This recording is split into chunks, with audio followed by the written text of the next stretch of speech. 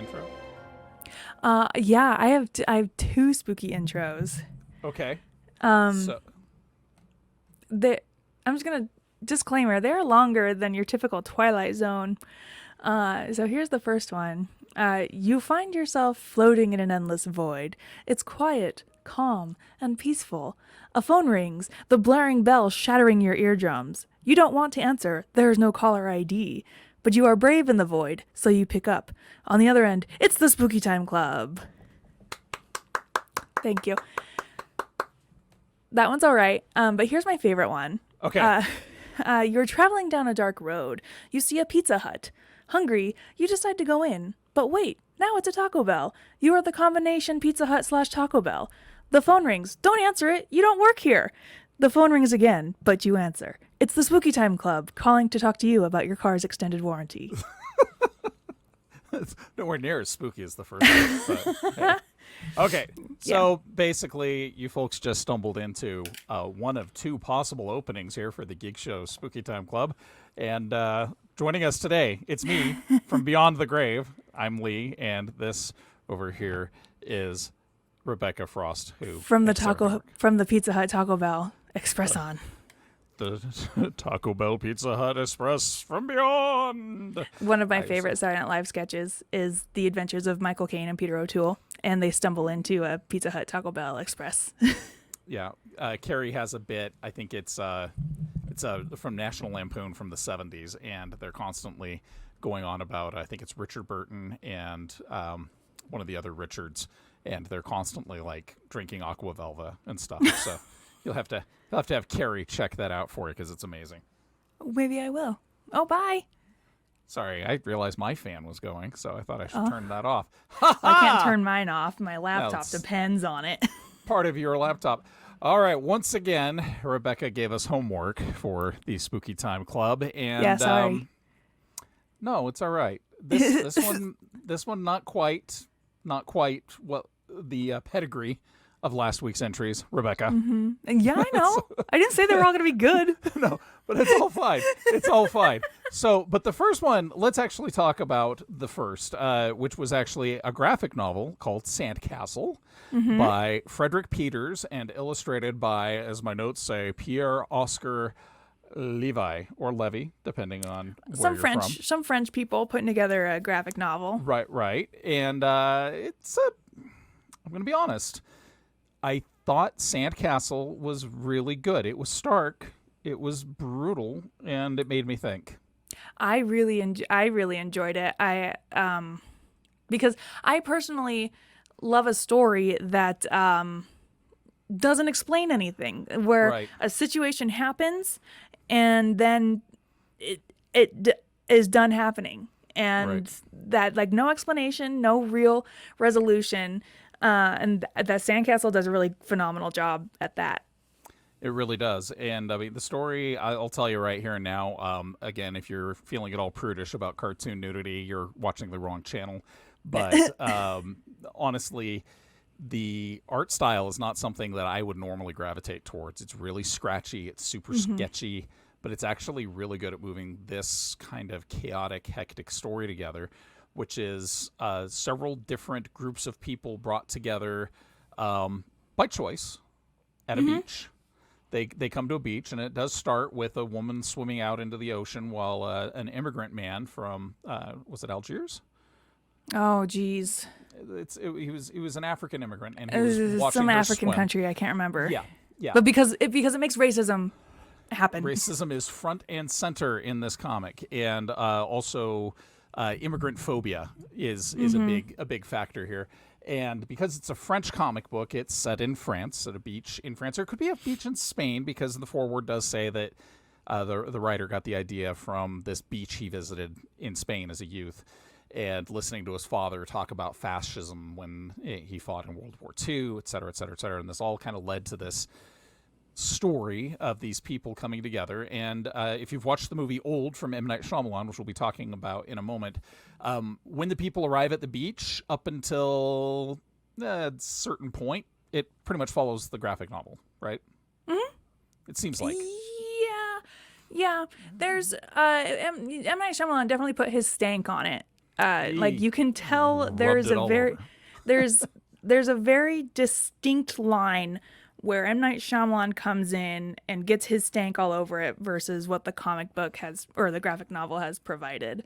Yeah, because I mean, I could be wrong. This may be one of those graphic novels where whoever is reading on it, and depending on where they're at in life, is going to take something differently from it. So the story, to me, is the futility of life, right? And the futility of worrying about the finer points in life, and really, why is it that generation after generation we keep going back to building this sandcastle, right? And Yeah. that's how I felt, because that's the last page. I mean, not to try to spoil anything, but the last page is literally one person crawling from the wreckage of everyone before them to go work on the sandcastle. That Because what else is there? Because also, like, what else is there to do but just Right. wait out your time on this beach Of life. of life? That's how I'm feeling. I mean, I was depressed afterwards. I was thinking about it for probably 2 days after reading the graphic novel. The funny part is it's like $13 if you buy it digitally. It'll take you maybe 40 minutes to read. It's not. Oh yeah, like literally when I saw Old, I saw Old, found out it was based on a graphic novel, and I was like, oh, I'll just go home and get it. Really, and so I got it on Comixology and read it the evening after I saw Right. the movie. Yeah, and I feel like this is more pointed out in the movie versus in the graphic novel, but the futility of realizing you're running out of time, and there are so many things that you want to accomplish, you want to do, and like, for example, getting off the beach is, goal number one, but by Right. the time you realize that, so much time has passed and there's nothing you can really do about it. It's that I really should get off my ass and do something about fill in the blank syndrome, right? Story of my life. Every day I'm like this. Says one of the busiest persons I know on this planet. Okay, we'll get to that another time. This isn't therapy, Rebecca. This is What? Geekshow Spooky Time Club. It's not therapy. It could be therapy. If you want it to be. So we get this. I mean, is that basically how you felt about the graphic novel? Is that it was? The graphic novel, I mean, we haven't even like really talked about what it is. So like spoiler alert, I guess, for Old and this. Essentially, Yeah. people go on a beach and they are aging very rapidly. They determine that it's like every half hour is 1 year of your life. Yeah, which I screwed the math up on, and I at first was like, well, this is stupid. They wouldn't go that old that quick. And then I was like, dummy, you did the math wrong. So yeah, you'd be aging 48 years in 24 hours. Yeah. Yeah. Yeah. And they notice yeah, with the kids first, because it's going to be most obvious with kids. And the movie does a really good job of explaining this stuff to try to Right. catch any potential plot holes. Like Sure. you've got one guy who's like there doing the math, and another guy who's there explaining why do the kids look so. Why is it affecting the kids much more faster than it is us? Right. Because their kids and their cells are going to be aging at a much more Yeah. rapid And pace than ours. And they did a good thing, I think, in the movie too, of the person who dropped them off at the beach from the spooky M. Night Shyamalan hotel. He gave them a giant thing of food, saying, "Kids eat a lot. You take this." Of course, they have to eat a lot because their cells are changing rapidly. And yeah, it's kind of the same families. They did a cool thing where there's a science fiction writer in the graphic novel who is not in this at all, but they do find He his kind notebook. of is. Yeah. And he's the one that's hypothesizing all of the, magnetic rocks and all this other stuff that's causing people to age rapidly. And again, the graphic novel gets into like what happens when kids without time to develop into adolescence and adulthood become teenagers. That was a big. If It's I very had. French. Yeah. Oh my God. In the movie, if we're talking about the movie, Mr. M. Night, you could really tell he was doing some experimental filmmaking techniques here, which I appreciate a good experimental filmmaking technique. But Right. it's very funny to see M. Night Shyamalan, who seen all of his movies in the past, but for him to suddenly be like, and here's some weird zooming. Right. It was something special. Let's show the passage of time through spinning. Yeah, but one thing that I really I had a difficult time wrapping my head around and trying to like wish away an explanation was the kids develop physically so fast, and mentally they don't really retain. So like, what's the kid's name? Trent. Yeah, He's and he starts acting like a teenager, not like he because and he's he's 3 in the 6. comic. Yeah, He's 3 in the comic, but he's 6 in 6 the story. yeah. But as he gets older, he doesn't. I mean, and he was a very well-spoken 6-year-old anyway. Right. But a lot of like mental concepts and stuff that you don't really pick up until you've experienced life, he's talking about. And even with the little girl who comes to the beach, she at one point is like, I never got to go to prom or graduate. And I'm like, you were 3 like an hour ago. Yeah, and I don't think that was something that kind of stuck with me. And it stuck with me actually, same character in the graphic novel, because at one point she has her period and she's like, oh, this must be my period. And I'm like, okay, well, I grew up in some pretty open-minded household where we talked about things like that. That wasn't something that 3-year-olds were talking about or really even aware of. I also this is really nitpicky, but I was like, if you were to get your period on the beach, it would be over in a second, wouldn't it? Not only would it be over in a second, wouldn't you be constantly on your period? Right. Yeah. So a lot of things that we just got to kind of wishy-washy away. If it's a year and half an hour, you're looking at like every 5 or 6 minutes. So yeah, just a constant. Yeah. So there's some loopholes, and if we get too caught up in those, it's going to kind of... It's fine. I don't know. I mean, it's like, I liked the graphic novel. It stuck with me. The movie, I kind of... I don't know. I'm going to have to get your take on this. I kind of feel like M. Night Shyamalan, he wrote this incredible afterword in the graphic novel where he's talking about how it just moved him, and it talked to him about the fleeting moments we have with our elders, and how, when you're a kid, your parents are everything, and then when you're a parent or older, your parents are kind of a nuisance, and sometimes we have to remember to slow down and admire them or love them, or they're gone. And I was like, okay, cool, maybe he'll take that into the movie. And in the movie it's just like, you ready for a twist? Well, watching it a second time, because I watched it last night for the second time, and knowing the twist at the end, because M. Night, he peppers in throughout the whole movie before they figure out what's going on. The answers, he left you all the clues, Mr. Police. Like, everybody is there, and they talk about their various like health issues, right? And the drink he zooms in on at the beginning. He zoomed, like, what's going on, Mr. M. Night? But and even Guy says at one point when he's looking at a pamphlet in the hotel room, he's like, "Oh, this pharmacy company. My company loves that. Like, we love this pharmacy company."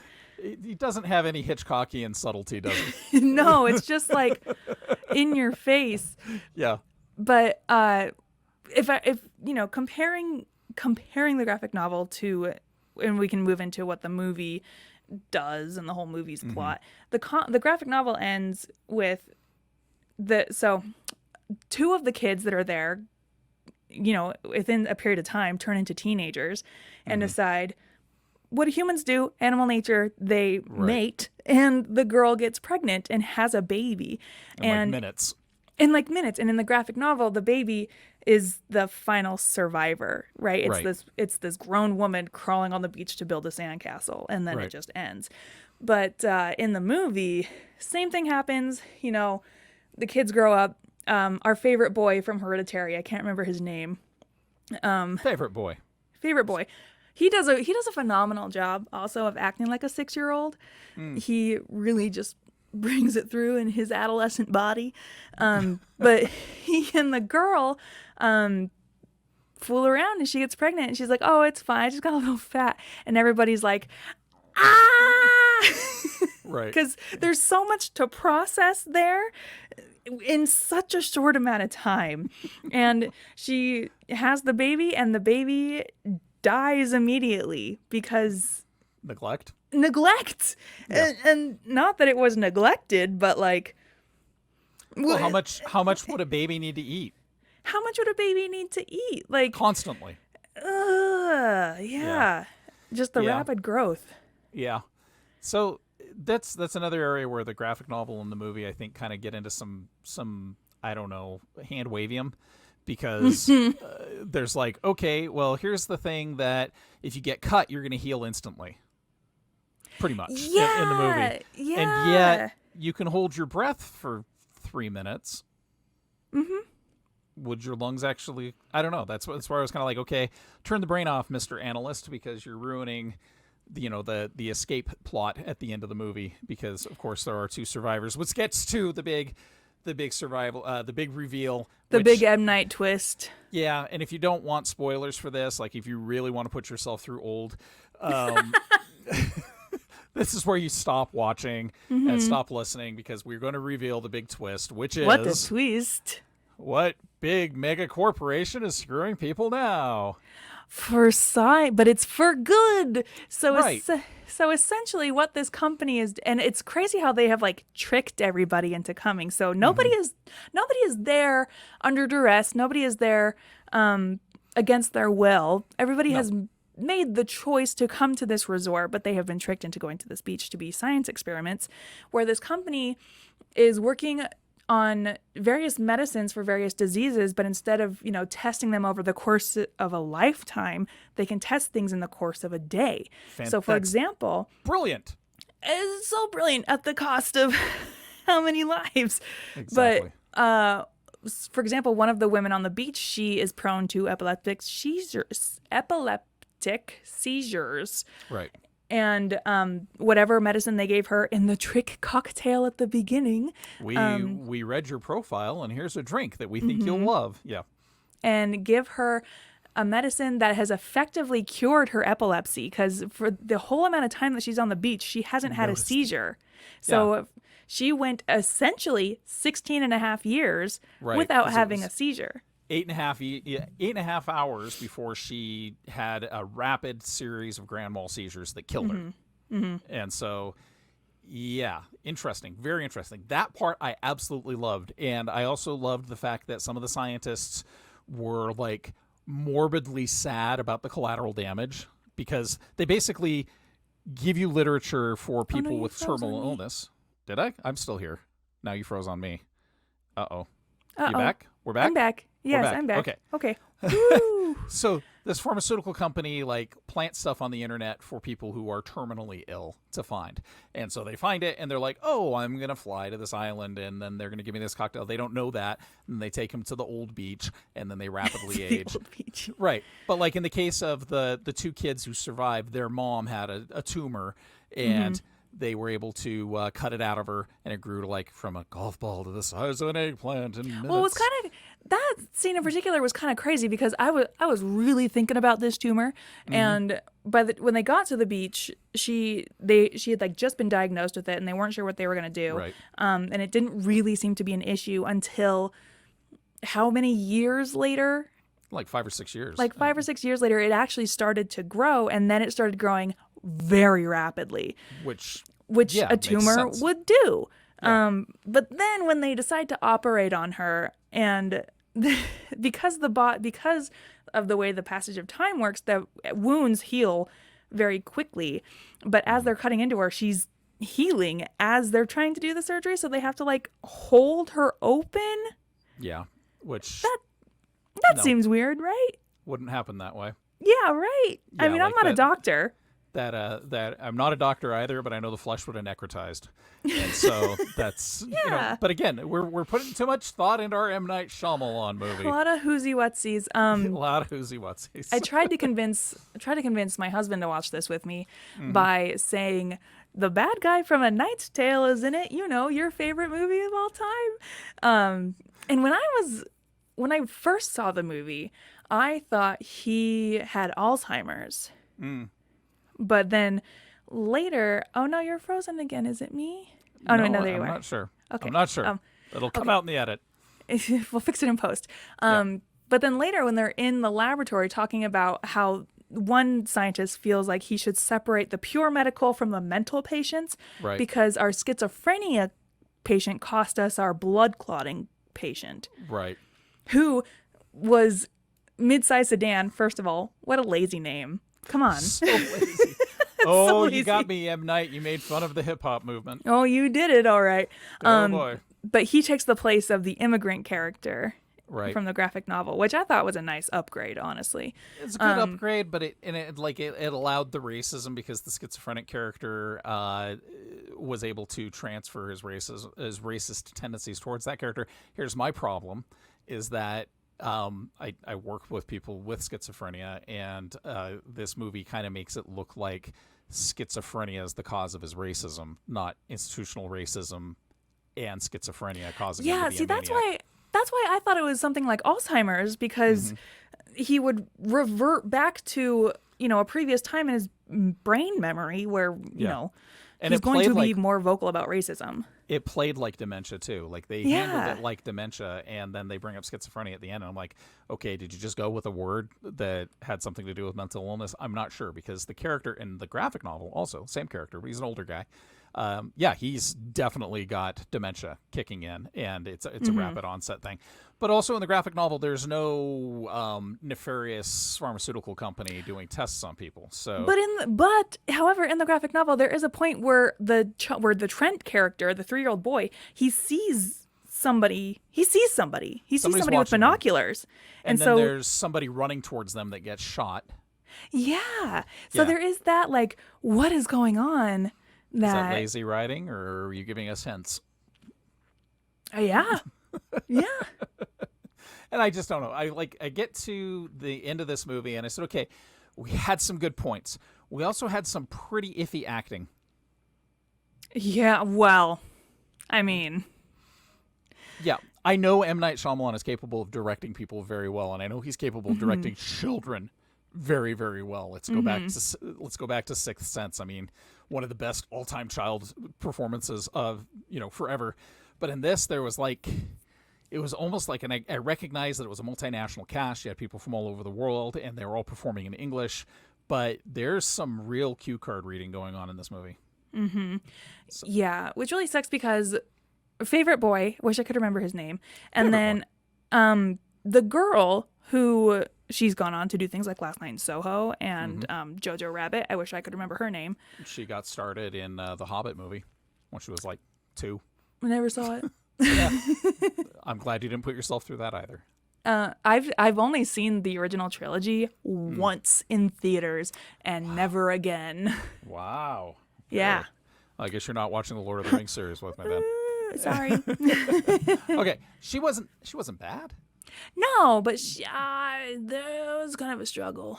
Yeah. There's the whole movie is kind of a struggle acting wise, and there's some interesting things too. Like there's the horror of the situation. There's a bit where you get a woman with a calcium deficiency. Hi. Crystal. I was going to say we haven't even talked about Crystal. Hi, I'm telegraphing. Literally. I have a calcium deficiency. How much calcium is really in this? I'm like, something's going to happen to her. Horrible. Like literally at breakfast, they introduce these characters. You've got Rufus Sewell, who has schizophrenia, but dementia. he's under a lot of stress. And he's chief medical officer, and then his hot wife, who has a calcium deficiency. She is very vocal about it. And then she's an influencer. Yeah, and then immediately after, somebody has an epileptic seizure, but luckily her husband is a nurse, so we're really just like setting up.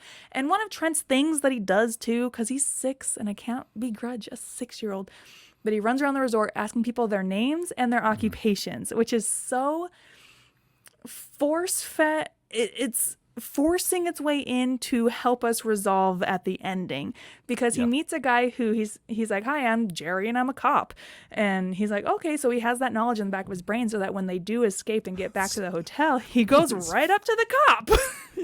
Hi, are you Jerry the cop? I remember you. I was 6 yesterday, but today I'm 50. So, and then and then there's one little bit of forced nod to the graphic novel where like the kids figure out the second day they're in their 50s, everybody else is dead by some miracle or other. Like Crystal literally flailed herself to death with her bones resetting in awkward positions in a cave. I will say with her character in particular, she did hit, because this is something I as a woman deal with, right? Yeah. Aging, but also facing your aging, and Sure. especially when you're an influencer and you're on camera all the time, Right. watching yourself age, not in real time, but like very quickly, it's gonna be brutal. Could you imagine if a better director had handled that, though? Oh, if only. Yeah, somebody with a subtle bone in his body. Because, yeah, her whole story arc was actually pretty heartbreaking. I mean, like her kid dies halfway through the movie, and she's just like, let's not focus on that. Let's focus on, her vanity. And anyway, and then there's this moment where the kids realize that just gently caressing your sibling's face for a moment and reflecting is a matter of days. And then they're like, oh, before we swim off, because of this conveniently hidden message from my little friend, let's build a sandcastle. And so they've been to Sandcastle, which I'm like, took you several are hours. wasting time. Yeah, like and then when they finally make it to civilization, enough times passed. I've built a few sandcastles in my life. The sandcastle they built took probably an hour, so they aged another couple of years. But they don't come up with the idea to decode the message from Idlib until they are building the sandcastle. Oh, that's so right. they do have to start building the sandcastle, because also you're in that scenario. What are you going to do? I don't know. At what point, I think about this a lot with horror movies in general, where I'm like, at what point would I sit down and give up? And My wife's answer to that is usually like, zombie epidemic breaks out, just kill me right away. I don't want to deal with it. And I always just kind of laugh at that because I'm like, she'll be the final survivor, knowing her. So, all right. So I'm personally not indoctrinating either of these into the Spooky Time Club, Rebecca. no, that's fine. That's But fine. what about you?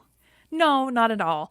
I really just wanted to suggest it because I wanted to I've had this note to talk about. I wanted to compare the graphic novel and the movie for so long, and I saw an opportunity and I took it. And so, that was fantastic, and I appreciate that. Yeah. I appreciate the comparison. I also appreciate the graphic novel because it, like I said, it made me think. So I have an idea for the next Spooky Time Club. yeah, I was gonna say it's your turn to recommend. All right. The theme is how to make a remake. And it's the original Fright Night and the sequel of Fright Night. Not sequel, the remake of sequel. I love the remake. Okay.